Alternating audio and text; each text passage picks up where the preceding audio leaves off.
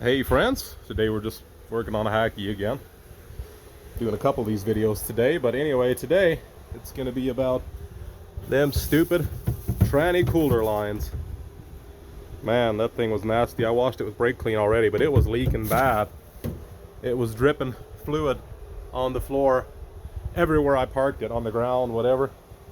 So, first step, take it off. I already snaked the new line up here. See, there's this little clip in there.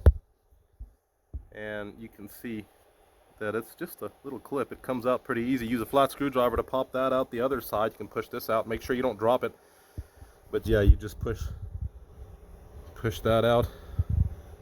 It's just a clip like this. And you pop that out. And then to fish it out, that seemed to be the issue a lot of people were having. To fish it out, I simply, of course, popped it off up the top there, and then popped it off over there. Might be easier if you take the grill off, but yeah, right there you can see. That's where that new one goes. And then I popped it down, and then I try to drain it into my drain pan as well as I can. But then to fish it out, I actually push it up behind this rad support here. And then that way you can pull the whole thing down from the top there, from your line by your radiator there. So makes it a lot easier. And then of course you fish the new one in like this. But what you want to do is I would recommend plugging those. Basically grab you a square paper towel. And then I tear off strips. I tear off a strip, fold it up, and then I fold it double. And then I stick it in the lines. And I do that for both of them. Stick it in there pretty deep. That way, that's what she said. That way it's, not gonna, hopefully, get any dirt in it. And then when you get it where you're going, then you just twist it as you're pulling it out, and should make sure it was spotless, as clean as it was manufactured. And then to put it in, of course, put it up here. I put a little bit of oil on it first, because they can slide in there pretty tough sometimes. So I lube it up a little bit. Try to get it in with your hands. If you can't, a trick that I use is pipe wrench. So I just open it up far enough to where it slides over, and then just very light pressure for leverage to help you slide it into place. As you can see, I didn't bend it, no damage, nothing. Be real careful with that. It came in pretty easy, but that gives you like 10 times the leverage over what you can do with your hands anyhow. And then of course you do the same thing underneath, pop it back into place, and of course make sure that your tranny fluid level is where it's supposed to be when you're done. Like I said, you can access the cooler down here to get the clip out. You can see that. We're going to pop that back in. While you're in here, you might check your cooler bolts as well. I've noticed a lot of my old GMs, they have those bolts missing for whatever reason. I've done front clips on these too, and I will admit, sometimes you wonder if you should even bother, because they got more plastic clips down there. That is my rad blocked off, because when you're at negative 30 and negative 40 out here, then yeah, you got to block off your rad.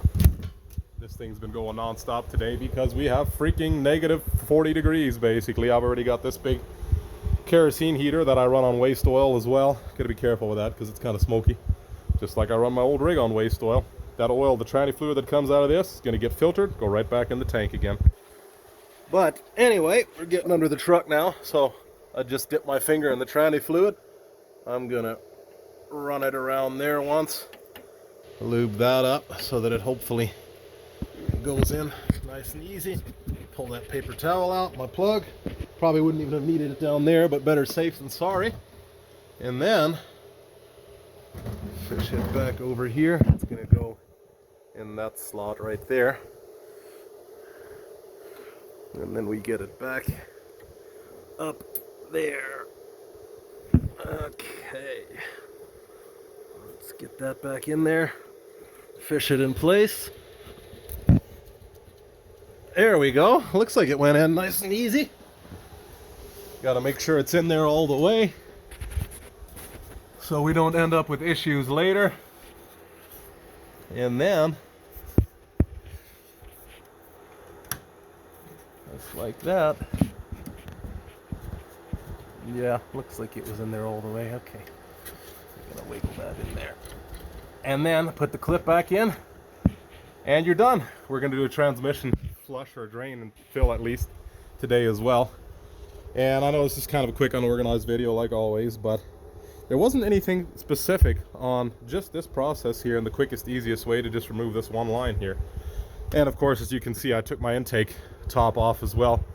The this top tray here, I don't usually keep many clips in there because I want to be able to get in here because I have to change this twice a year anyway. So that cover can't go anywhere anyway, so I just keep 1 or 2 clips in. You see my intake is over there. I cleaned the mass airflow sensor while I had it out right away too. My truck's been acting up lately, getting a little bit smokier than it should be. Usually it's a nice clean tune, but lately I've had some smoke. But anyway, that's not what this is about. So we got that clip in there. Now we're going to pop the clip in the bottom, and we are done. Hopefully this helps somebody. Not much of a video, but I just figured just in case somebody wanted that exact line. I'm probably going to end up changing the other ones yet too, but probably not today because I don't even have them. So we'll see how much less leaking we have now. It seemed to mostly be coming from that line, but hope this video helps somebody. Again, if you have any comments or tips or roasts, leave them below. I'm always trying to improve, always open to information, and as always, may God bless you.